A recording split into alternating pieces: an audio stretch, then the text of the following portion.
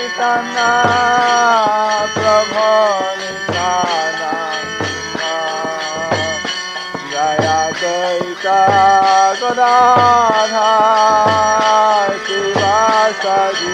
Swami Maharaj. The following is a Sunday feast lecture given by His Holiness Jayapataka Swami Maharaj on September 16th, 1979 in Los Angeles, California.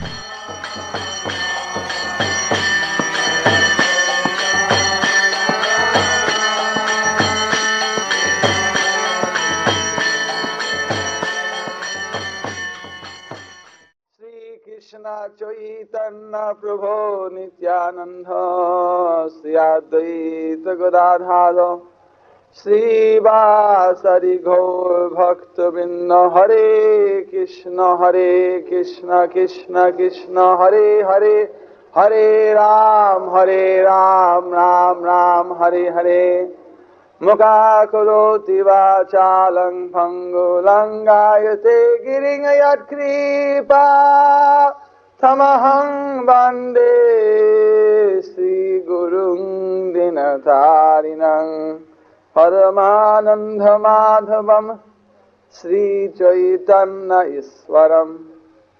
This is, of course, very nice to visit New Dwarka. We have seen the old Dwarka, which is just in Gujarat state of India, although many of the remains of the ancient Dwarka temple are still not visible today, but some beautiful shrines are there, one of the great tirths of India. So here we have in this community commemorated the new Dwarka. Srila Prabhupada wanted that the devotees of Krishna around the world, they would appreciate the holy places and pastimes and activities and holy name of Krishna, Rama, all around the world. So to do that, he has named certain places and created a mood in certain places to commemorate these great ancient and holy places connected with Lord Krishna. Just like we have New Navadvip, New Vrindavan, we have here New Dwarka. New Dwarka is not a material name, it is a spiritual name. It signifies the love for transcendental life.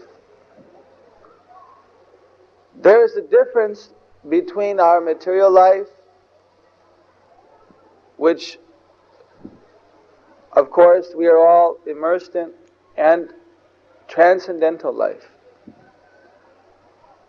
Transcendental life is reality which is not changing, which is permanent, which is filled with bliss and knowledge. And this material life is always changing. There is no permanence, and there is a general ignorance of exactly where we stand. This is due to a basic misconception in material life of who we are. A human being is expected to ask himself, who am I? We don't expect it of a dog or a cat or a bird. But a human being is expected to question, who am I? Where have I come from? What are all the planets in the universe that we see at night, all the stars in the sky? Is there life on other planets or not? Is there life after death? All these questions are possible for a human being because his consciousness is more advanced than an animal's. Today, a special festival where a feast will be held just after this. So many people have assembled. All of them are human beings. Dogs, cats, birds. They have not assembled to hear these words of wisdom from the Bhagavad Gita. Because a human being has got the intelligence to understand. Unfortunately, an animal has not been given that intelligence by God. Therefore, an animal cannot inquire into these things. So then, what is the difference between a human life and animal life? I was surprised when I came in the West, I never saw this in India, to see a man running down the street without any clothes on.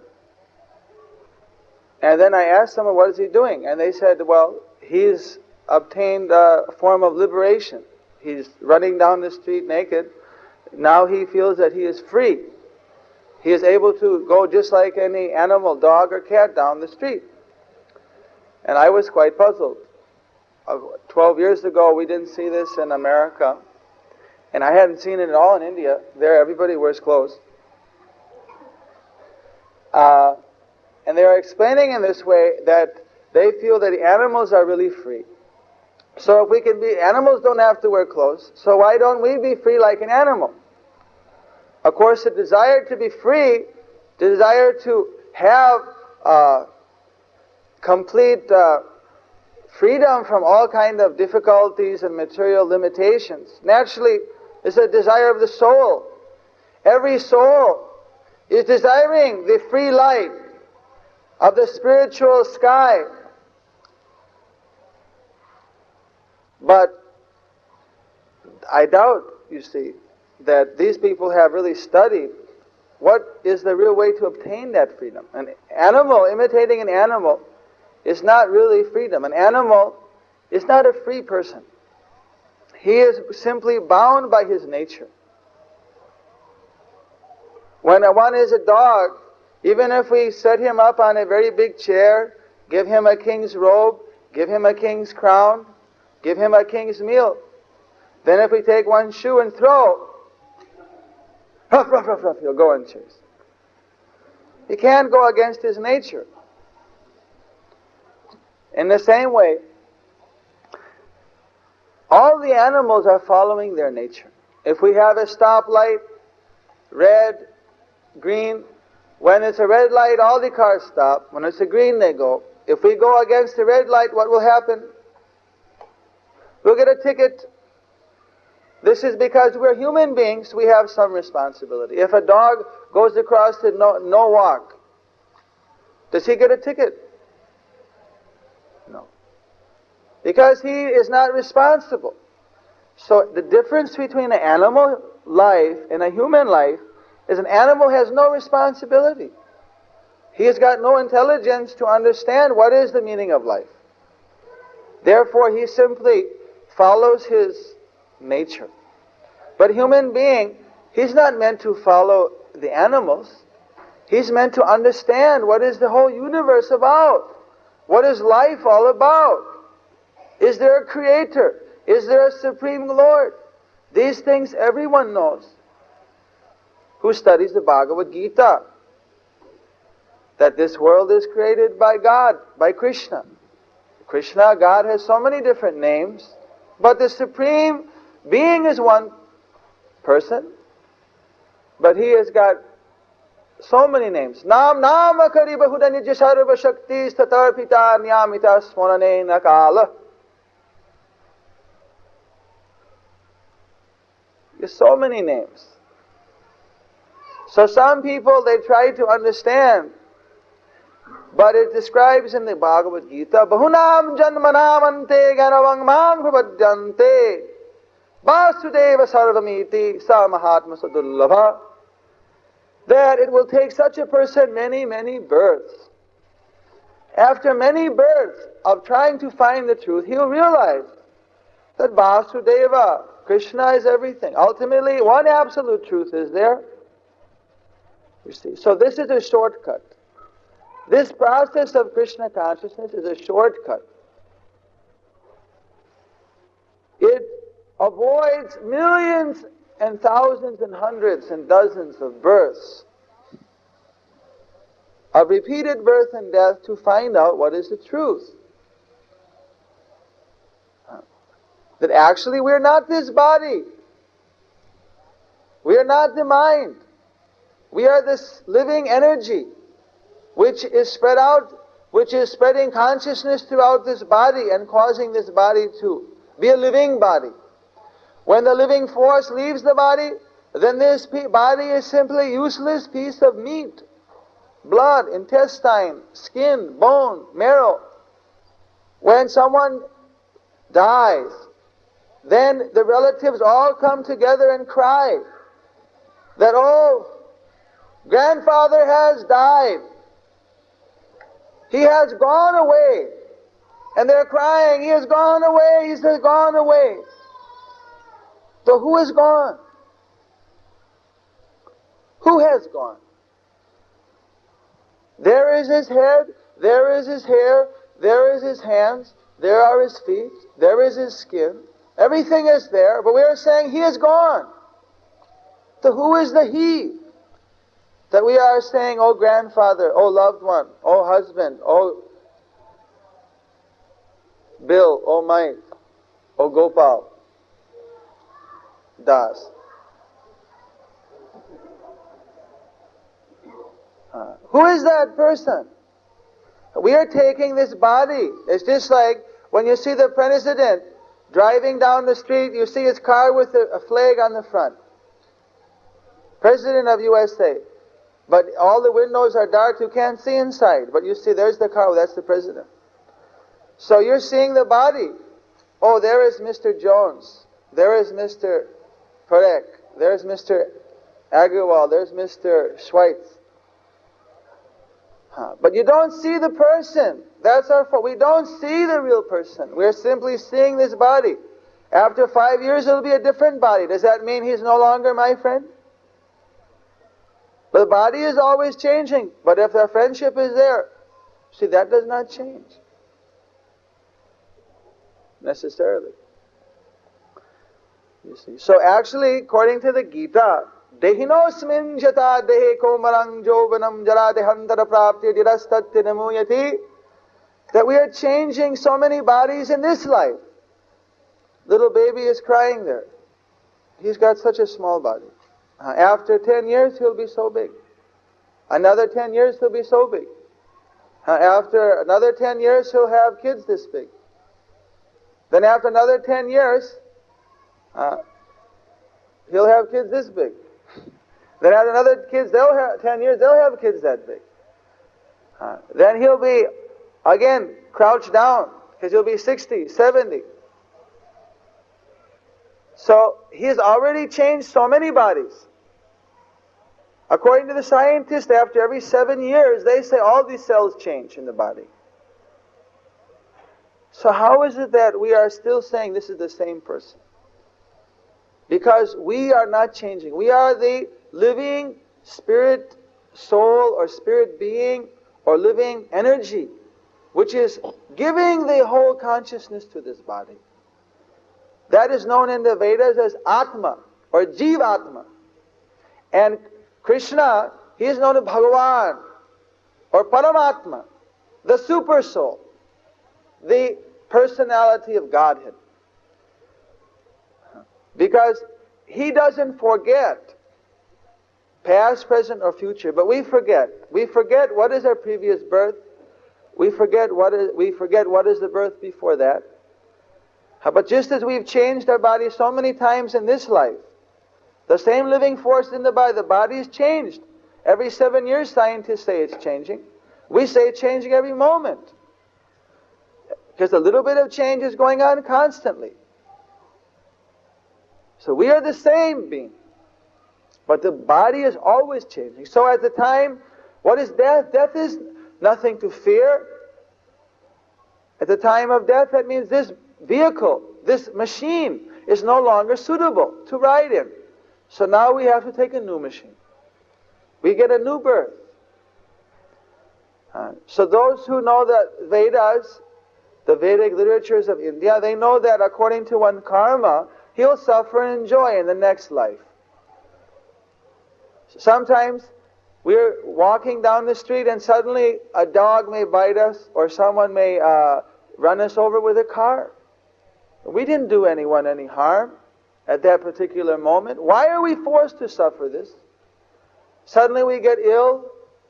Our body gives us tremendous problem. Why are we forced to suffer? What have we done wrong? But you see, it's not that immediately I'll get suffering just because I've done something wrong just then. I may have done something wrong in my previous birth 10, 50 births ago. And that is coming down on me now. One would have a difficulty to create such a computer as what the controllers of the universe have created to understand what Krishna has created, how the laws of karma are working. That so many karmas are coming on different levels. Some are 10 births back, some are just recent happenings, some are even 100 births. In 7 different layers of manifestation, of fructification, of already expiration, the different reactions are coming. Cause and effect. Just like in physics, on a subtle level. If I give someone pain, in the future I'll get pain. If I do someone good, in the future something will happen to me. But the real thing is we're tied up in this unending chain of repeated birth and death. So an intelligent human being who knows I am not this body is a machine with senses which I am able to gather knowledge and certain sensations with. Ultimately I should know, who am I? What is this living energy which is existing in everyone? Which is every living entity? Who is the Atma? Who is the Spirit? You see, that is a reason of human birth. So this society of Krishna consciousness is first of all established by Srila Prabhupada, following in the disciplic succession from Krishna 5,000 years ago through Srila Narad Muni, Vyasdeva, and Madhva Acharya, coming down to Sri Krishna Chaitanya Mahaprabhu. There are 4 bona fide Vaishnava Sampradayas. Sri Sampradaya, Ramanuja is the Acharya of Sri Sampradaya. Brahma Sampradaya, Madhvacharya is the Adi Guru of, or the famous Acharya of Madhva Sampradaya. Then there's the Sri Vishnu Sami. Vishnu Sami gets his knowledge from Rudra or Lord Shiva. Then there is, of course, Nimbarka Acharya, who got his inspiration from the 4 Kumaras. So these 4 Vaishnava Sampradayas, they're all saying basically the same thing. There's one absolute supreme truth, who is a person. And we are his eternal servant. We are also eternal. And we have an eternal relationship. So these 4 different Sampradaya, 4 different successions of disciples, are all leading directly to the same goal. Balabhacharya was a contemporary of Lord Chaitanya, and who respected Lord Chaitanya very much, who got much personal instruction from Lord Chaitanya Mahaprabhu. And he preaches the Pushti Marg, which is worshipping of Krishna in his Gopala form. You see. So we have a very intimate relationship between all of these different successions. You see. So this Krishna conscious movement is following in the line of these great Indian acharyas. And according to the Brihad Naradiya Purana, it states, Hare Nama Iva Kevalam Khalo Vanaste Vanaste Vanaste Bhagavtiranyataha. That there's no other alternative in this iron age than to chant Hare Krishna, or the name of Hari. Name of God. Because he said 3 times to give emphasis. The 3 times mean that actually by trying to do good works in this life and one thinks he'll avoid bad, that's not possible because this age is so terrible, sinful of an age that we're always forced into doing things we don't even want to do. Just by the very nature of a living standard, we are forced to commit so many what we call vikarma, bad karma or sinful or harmful things to ourselves and others. So trying to adjust by leading a good life alone would not be possible, because no one can lead such a good life without worshipping God or Krishna. So just karma, that is not possible. Just the fruitive act of good works is not possible. Then, second time, jnana.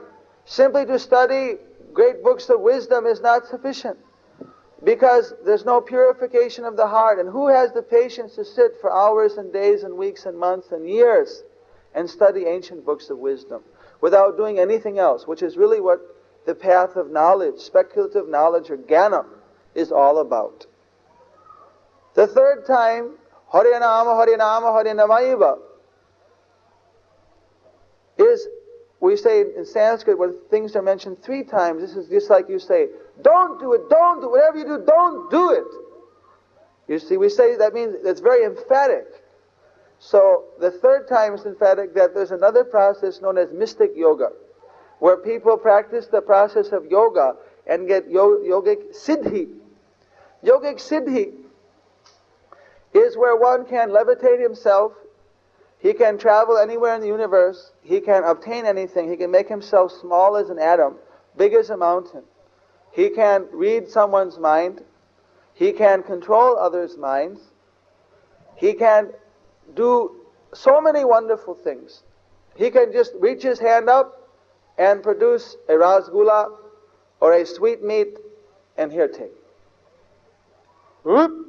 Have a sweetmeat. You see. But of course, that is also a material facility. Very nice indeed. But that does not belie the fact we still have to know who we are and who is the ultimate truth. So by getting too much enamored by these wonderful powers, I mean, already the scientists are making 747s. We can already travel practically everywhere we want to, if you have the fare. It's a lot easier than sitting in the forest for about 20 or 50 or 100 years and meditating and doing different yogic things. You may not even get it when you can just go out and buy a ticket for a few $100s. Or you can go out and buy a sweetmeat for about 50 paisa, or about 10 cents in India. So the real thing is that these 3 processes, which are generally known as yogic processes by many people, karma yoga, jnana yoga, and astanga yoga, they are not suited for this material universe in this Kali Yuga, in the present day we're in. Bhakti yoga, or yoga of devotion, even karma, if it's mixed with bhakti, that is perfect.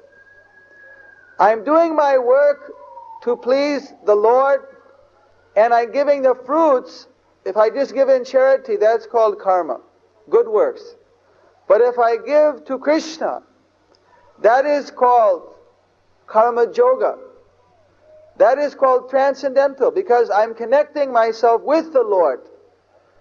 You see, whatever I spend on this body, I get the immediate result.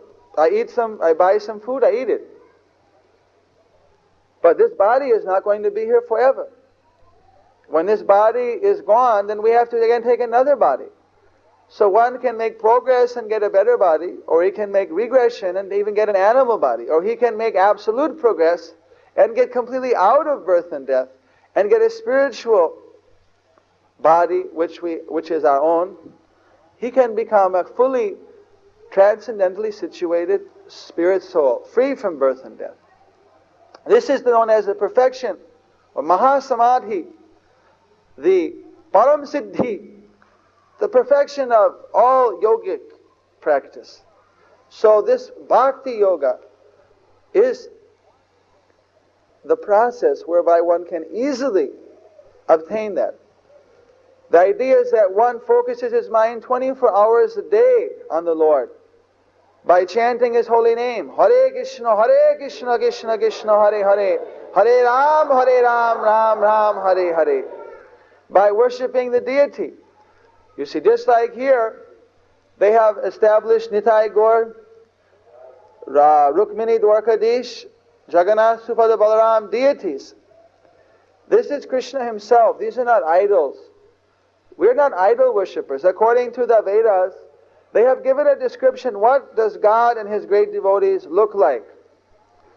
And it describes that because God is omniscient and omnipotent, that if one makes a form in His image, according to the scriptures, and begins to worship, install that according to the Vedic rites, that He Himself manifests within that very form.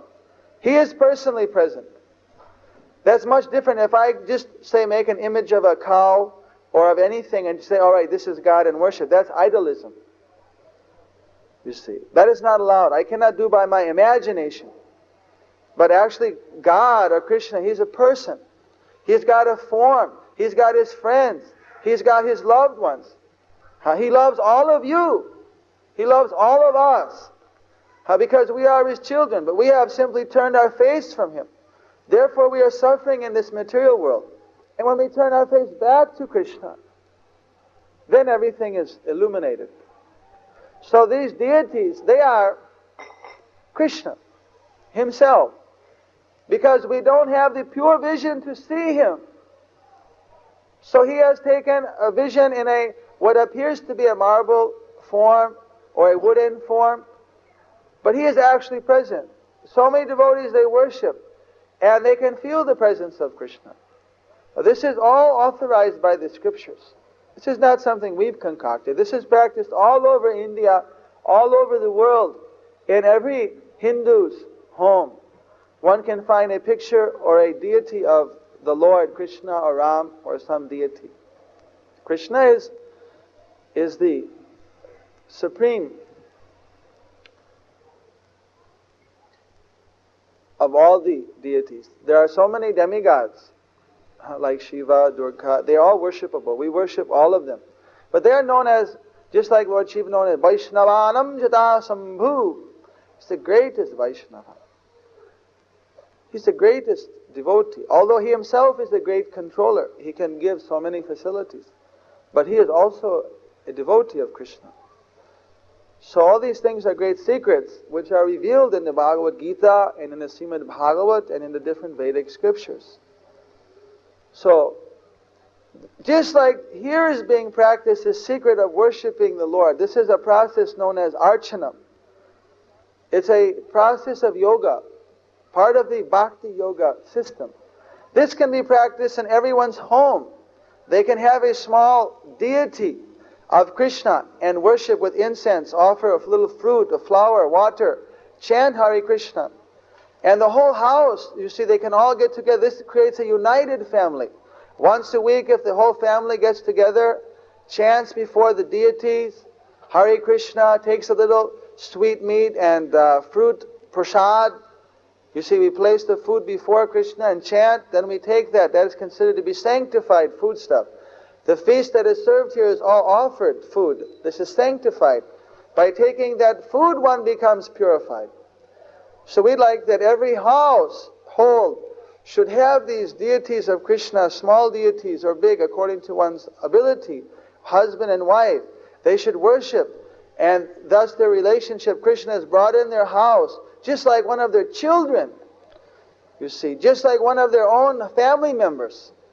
And He is worshipped in that mood as the dearmost Lord of the family, you see, center of the whole household.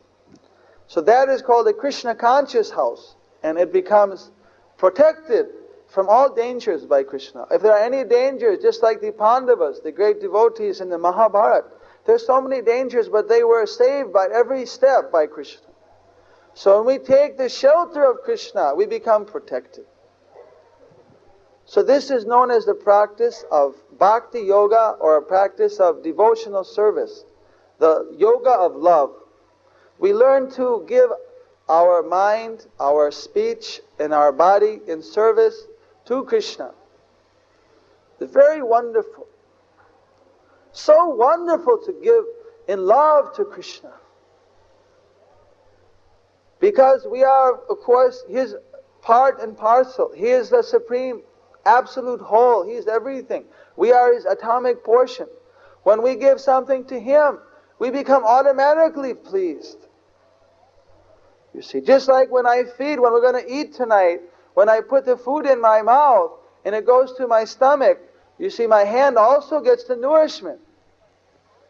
There's once a story about the senses. They decided that we're working, they called a union meeting.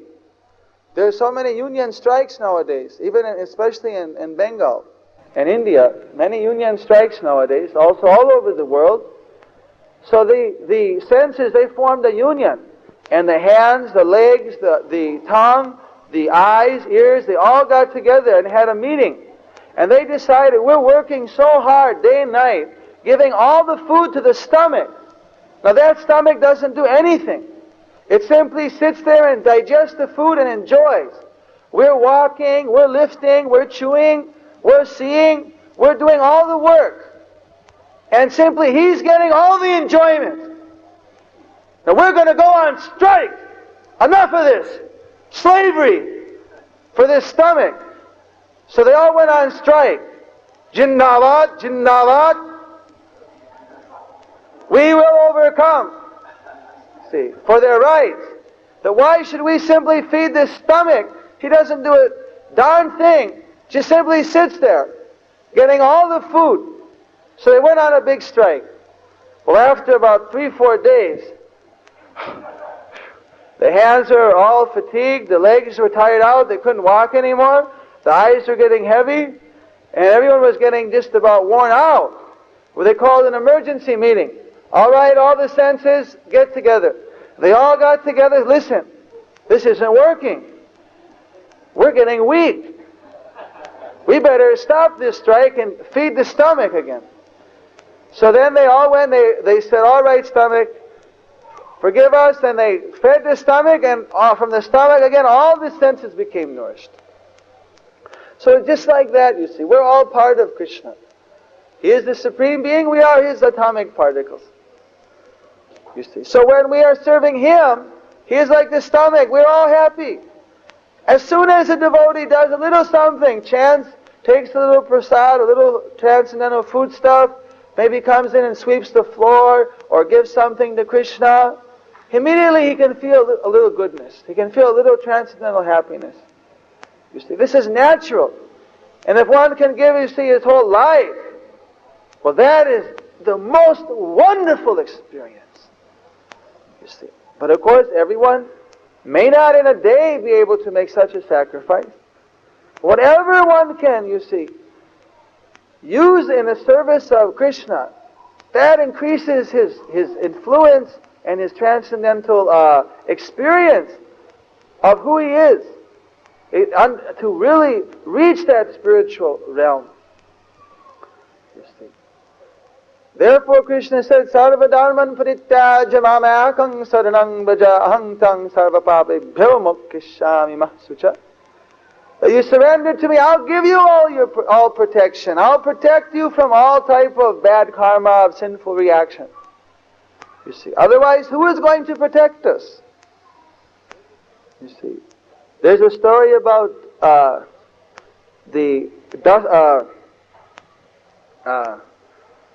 Valmiki. Before he was Valmiki, he was known as Dasu Ratnakar.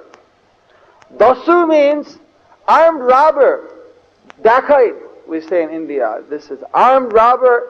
He's the worst criminal. So there was this one criminal, he would go and he would simply attack people at any time and take all of their wealth. And he was a notorious bandit. So he had a wife and he had a grandmother and a grandfather who were living with him and his children.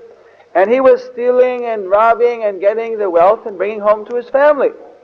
Well, there's a great sage known as Narada Muni. So Narada Muni, he was going along and he met this bandit. And so the bandit was going to rob him. I'll say, all right, give me everything you've got. Because Narada Muni, he was just a sadhu, he's a saint. He doesn't carry anything but a little musical instrument called a veena, like a tambura, like a sitar. He said, well, I don't have anything for that matter. And he played his veena, this stringed instrument, and that thief became a little bit softened. And he said, why are you doing all this thieving? Don't you know you're going to get a sinful reaction? Don't you know that all the people you're killing and stealing from, this is all going to come down upon you? Who is going to take all these sins? Who's going to take all the bad reactions coming? For many births you're going to suffer. He said, well, my wife, they're getting the money. My children, my parents, they're all getting the money. Well, they'll all take a share. Narad says, no, they won't take any share. You ask them if they'll take a share. I say, no, one will take a share. You ask them anyway. Who is going to take all these reactions for your activities? Remember, every action has a reaction.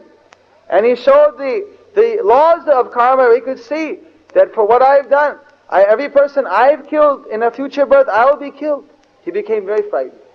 He said, well, thank you, great sage. I don't believe you though. However, I know they'll all accept the share of my reaction. So he went back and he requested his son, my dear son. Now, you know that I've been doing many murders and many killings, and I have to rob so many people. Now, of course, according to the laws of karma, I'll have to suffer so many reactions. Now, you've been eating all the food and all the money I brought home, and you've been eating. So, my dear son, you will take a portion of this bad reaction from me, so I may not have to suffer so much. Well, listen, Daddy. I mean, I didn't ask to be your son. I mean, after all, whatever you don't have to do that. You can feed me any way you like. I mean, I'm just your son, you know. I can't take any of those sinful reactions. He was shocked, you know. Then he went to his grandmother. And he said, well, Grandma, you know, I mean his own mother, you've been, I've been doing a lot of stealing and thieving. I met a saint, and he showed me how for every reaction I do, there's a reaction. So I've been doing a lot of bad actions, and there's going to be a heavy reaction for that. Now, you've been living off of all the wealth and things I brought in, so surely you will take if you just take 1/4. I mean, there's 4 people here, the son, wife, and then you and my father. So if you just take 1/4 of these activities, then I'll be so much relieved. Well, I'm your mother. I never told you that you should go out and do all these bad activities. I mean, I'm very grateful that you're feeding me, but after all, I mean, what can I do? I can't take any of those sinful reactions. I mean, I'm about to die. I'm not going to go to hell for you. So then he was kind of, all right, my dear wife, please, I'm for you, for your happiness, for your interest. I'm going out and risking my life. I'm murdering, I'm killing, I'm stealing. You will at least take the share of these bad karmic reactions. Oh, my dear, Dasu, baby. I mean, I've given you my life, and I'm to serve you for my whole life. But I mean, you could go out and get a job. You don't have to go out and kill people. I mean, you can feed me any way you like. I get your good reactions. If you do any good activity, I'll take. But I'm not going to take any of these sins. It's been hard enough this life, but I'm going to get tied down the next life too. I'm sorry.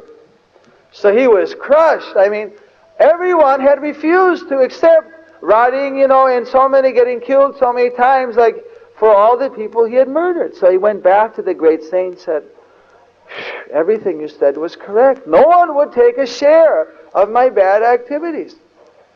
How do I get saved from this heavy burden? So then Narad Muni said, I will save you.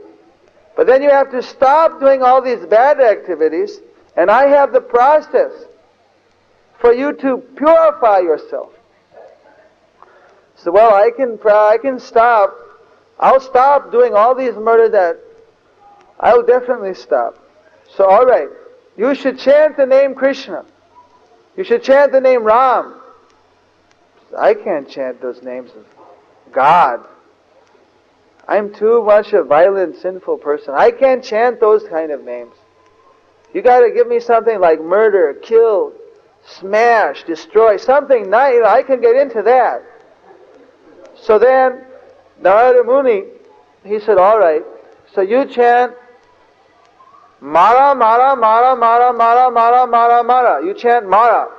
One after the Mara in Sanskrit, and also Bengali, even Hindi, means to kill or to kill or to hit.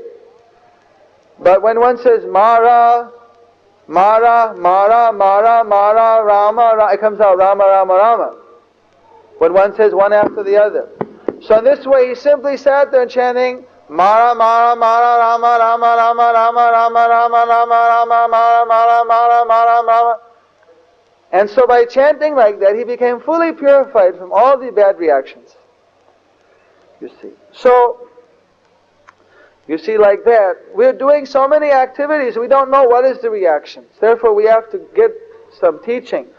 So here, Rameshwar Swami, Srila Rameshwar Swami, he's the resident Guru, Acharya, and he is so many devotees here. They're here for simply teaching the people how to avoid suffering and how to obtain real transcendental joy in their life. So we want to attract more people. In fact, I was fascinated how Rameshwar Swami, he was quoting Srila Prabhupada's idea. You know, Srila Prabhupada, he came here to the West in 1965.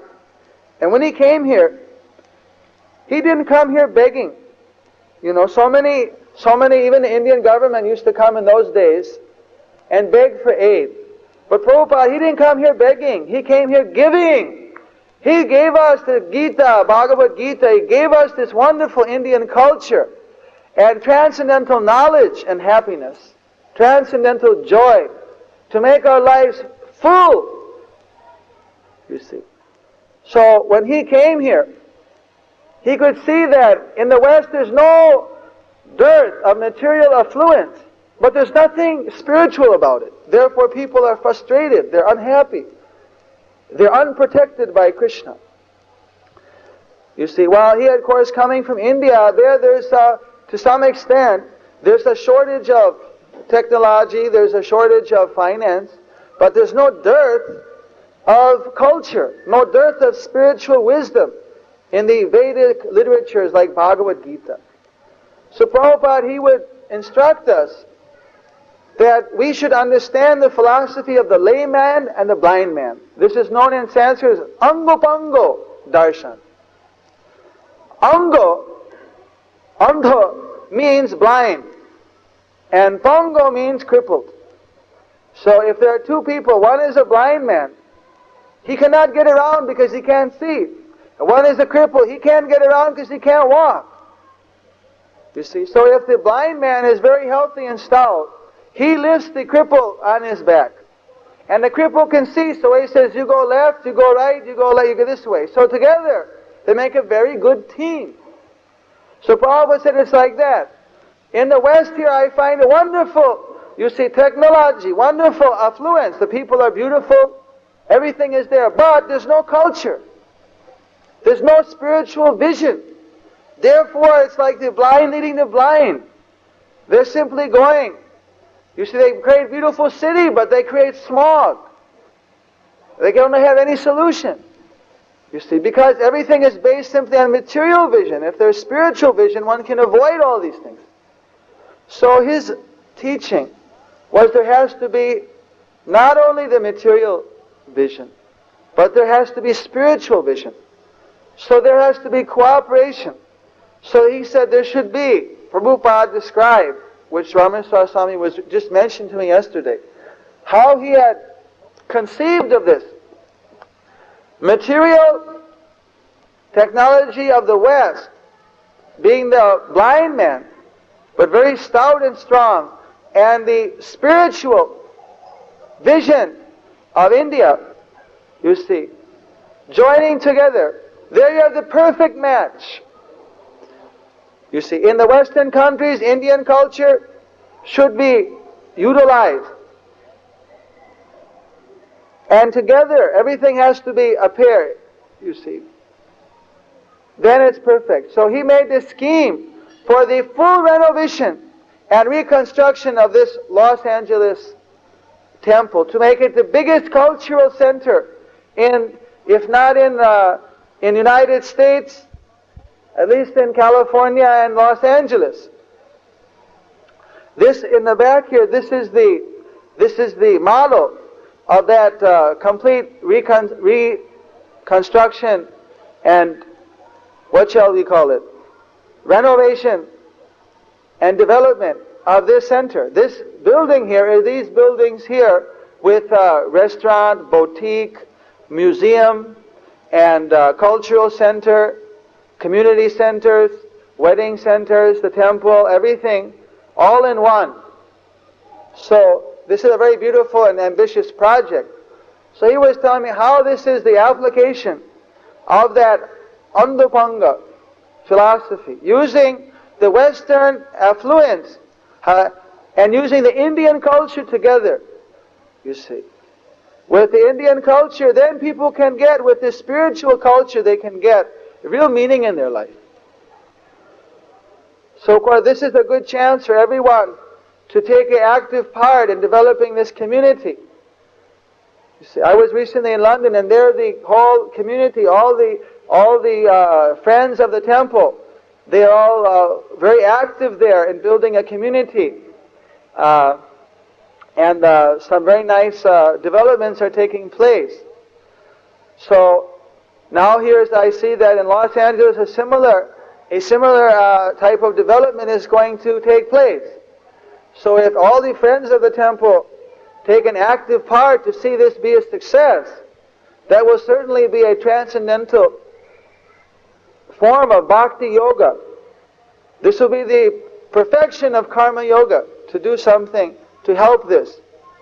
You see, by either coming and just seeing what kind of help they can use, either coming, otherwise donating something, whatever it may be, giving it some good publicity, speaking about it to your friends. There's so many ways. It'd be very nice, I think, in Los Angeles to have such a wonderful community center. And he's doing so without limiting the book distribution and other preaching programs, which are the glory of this community here. You see, in India we also use the same philosophy. There we like to bring in some of the Western affluence and combine it with the Indian culture to make wonderful. We have a Gurukul there, where so many orphans and poor children are coming, getting free education. They're getting their good food with plenty of fruit and milk and grains and all healthy food, organically grown on our own farms. And there we have a cottage industry center where people from the village are given employment. They all practice devotional principle, and they weave cloth, and they print books and do very many things. We have our own printing presses and things. We have our own dairy, Goshala, with many cows, and our paddy fields and our sugarcane fields, so many agricultural fields. Everyone works in the gardens. So like this, there also we are using the same idea. Prabhupada also described this, that there are two sisters. You can say today America is like Lakshmi. Anyone who's in America, for them, you see, finance is not such a difficult thing compared to someone in India. But their culture is not very difficult. Culture is available. That is like Saraswati, goddess of learning and goddess of wealth. So the both of them, you see, that the two daughters of Mother Parvati. They're the two daughters. So one requires both. Both sisters are required. So that way, here in this community, the idea of the two sisters cooperating, that they want to create a cultural center for Rukmini Dwarkadish, so that all the people, friends of the community, can really have a wonderful center to come to and to feel part of. And it's a very wonderful and ambitious program. So I just wanted to mention that, if anyone was wondering what this model here is all about.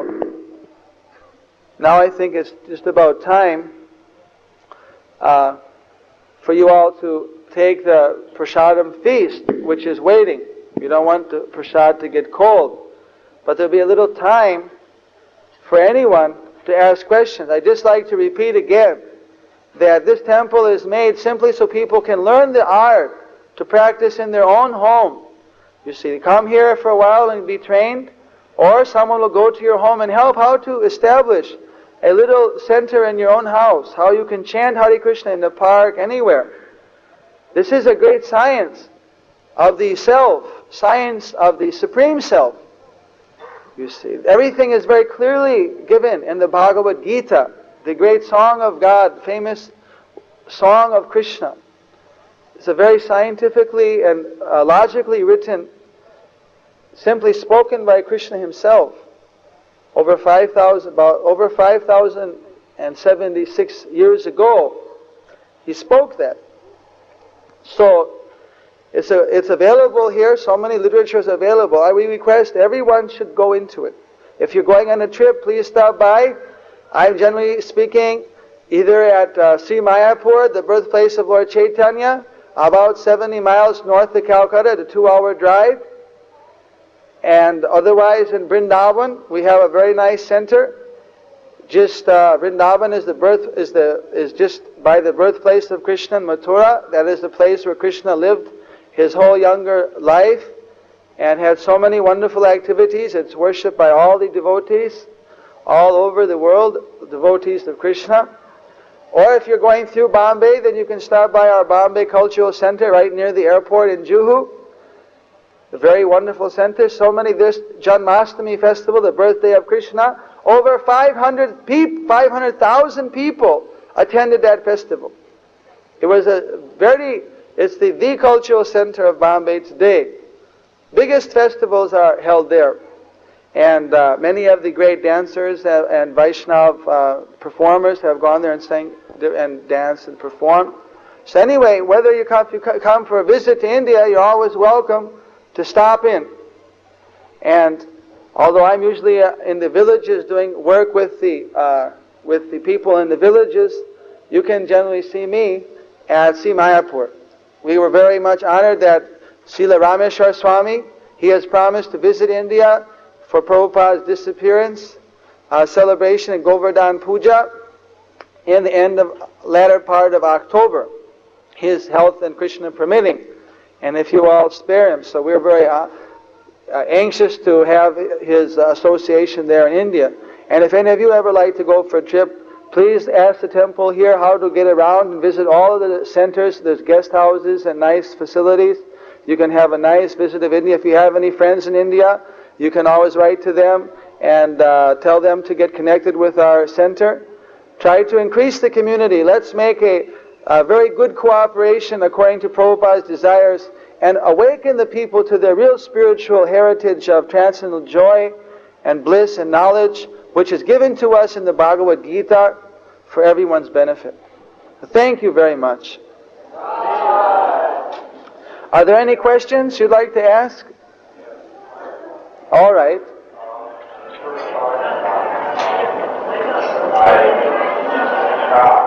Pardon? Yes?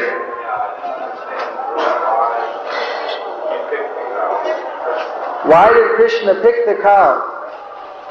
To be holy. No, well, of course. You see, for us, you see, it's like if you ask somebody that why he chose to like the friends he does. You say, well, I like you, sir, but I don't like the friends you keep. then naturally that person might not choose to like you. So of course, as to why Krishna chose the cow, because we consider he's the supreme controller, so he can make anyone any way he likes to. But as it happens, he's chosen the cow to be his dearmost associate and devotee. That, of course, nobody can say why he's done that. But if you'd like a few other reasons as to why we can logically understand some of the good qualities of a cow and why they should not be slaughtered and eaten, you see, more than any other animal, of course we can't say. There are many reasons. The cow is the animal which gives us the most wonderful food, namely milk. According to the Vedic scriptures, we have 7 mothers, including our own mother and this Mother Earth. And one of the mothers is also our cow. Because we, right from the very childhood, we are taking cow's milk. Actually, cow's milk is not the same as any other animal's milk. You see, maybe every mammal feeds their child milk. But that is not really milk that we can take and get any benefit. Although there's so many goat milk and llama milk and so many things. Actually, cow milk is special because it is perfect food. It is the perfect food. By taking cow's milk, one's spiritual capacity to understand transcendental knowledge becomes awakened. And the cow simply eats grass. It eats just simply grass, which is abundant everywhere. And it produces milk, which is a priceless gift. You see, a cow doesn't hurt anyone, you see, except maybe in self-defense it might use its horns. But basically a cow is a very peace-loving animal. You see, so the cow is giving such a wonderful foodstuff, milk, and what are we giving it? We're giving it a bunch of grass, which is available anywhere. Cheap. Nobody pays for grass. Of course, if you irrigate it and everything nowadays in a commercial way, you may put some investment, but the actual grass as it stands is available for anyone, free. And the cow, especially according to the Vedic culture, even I visited a cultural exhibit of American history, and in ancient America they would use the bullocks, the oxen, to pull carts across the prairies. So they're bringing home the grains, they're like our father. So, according to the Vedic understanding, just as we would not kill our mother and father for eating them, similarly, how can we kill the bull or the cow for our tongue, sense gratification? You see, that is a terrible sin or bad reaction, because the cow is doing no one harm. Now this is the other thing, is that a cow, if it leads his normal life, if she leads her normal life, it describes in the Vedas that of all the animals, you see, a cow is the last animal birth. In fact, someone who is a cow, when he dies and again takes birth, then his next birth is a human birth. But they have to serve their term as a cow for the full life and die by natural death. That means that when we kill a cow, that we are depriving that cow the chance of getting human birth. We're disrupting the whole laws of material nature. If that cow was left alone and to die a natural death, the next birth she would become a human being. Not only an ordinary human being, but a human being with the best and good qualities expected of any human. You see, so by being a cow, that is a great opportunity. But a cow can't go back to God, can't understand what is the self. That only a human can become a great yogi, can become a real understander of the truth. But that is the last animal birth. So what you are doing is we're completely disrupting nature. Again and again, you see, until we allow the cow to lead her full life, she can't get out of that. She has got like a prison sentence to serve. So many years as a cow. When she finishes, then she can become a human. So all these things combined The cow is the least animal anyone should ever try to create any problem for. It's very bad reaction for that. It said if one has to eat meat, then he should eat some chicken or this bird or some useless animal. But by killing an animal, he'll also suffer some reaction. But it's not so grave. Actually, best food is not to eat any kind of animal food except in the form of milk, cheese, butter. Best thing is to eat vegetarian food which is offered to Krishna in love. Take that as prasad. That is the food of the yogis. That is real human food because there's no karma. There's no reactions tied up in that. Krishna, he absorbs all reactions from pulling the plant out. He absorbs all the reactions and he makes it purified food. So in that way, the cow, some people worship the cow because she is our mother, giving our milk. Some people worship because she is the favorite animal of Krishna. Krishna used to have spiritual cows and he used to play with them, you see. So for various reasons, people respect the cow. Some people because they realize this cow is going to be the last birth, is going to become a human being. So she is completely, if it says that if the cows are happy, then the whole people become happy. Because the cows are such peaceful animals. If they get happy, they have some mystic power though. They have some mystic power that if all the cows in the country are happy, they make that whole country very prosperous. And whenever the cows are harassed, that country all the time will have various kind of forest fire, earthquake, wars, and different problems. Even there's no cause for it. All right, thank you.